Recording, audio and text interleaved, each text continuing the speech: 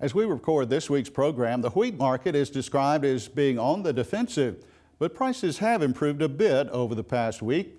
Extension Ag economist Brian Williams told me he thinks that wheat could shift either direction. Brian, the strength of the dollar seems to be down from what it was recently. Is that enabling wheat prices to pick up a little bit here? I think it is. Over the last several months, we've seen the dollar really gain traction, but it's dropped off a little bit, and I think it seems like that's kind of added a little bit of a boost to our wheat markets.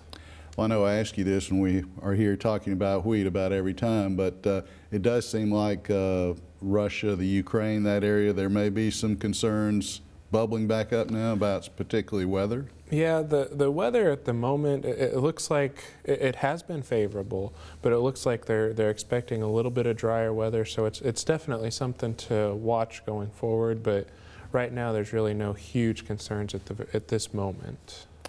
As far as where we are in the crop cycle, wheat, many parts of the country about to break dormancy, is that likely a time where prices may strengthen also? Definitely. It's really the time, this is the time that could shift the market either way.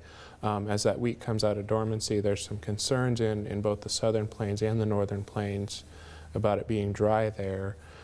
So if it comes out when the weather's dry, it could hurt the condition of the crop. But on the other hand, if we get a good wet spring, it could really help the condition of the crop.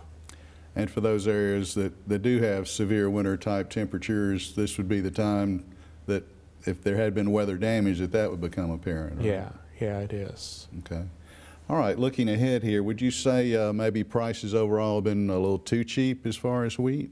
Yeah, looking at the markets, we're at the lowest point that we've had since, or last week we were at the lowest point that we had since last October, so the prices have been kind of at a local, or at least a recent historical low. We've seen them bounce back a little bit since then, but yeah, they've been low compared to where they've normally been.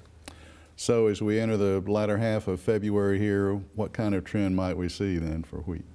Well, I think there's a lot of room for upward movement, particularly given the dry weather in the plains states, and the dollar weakening a little bit. We've seen some potential movement in the export market as well that could help us.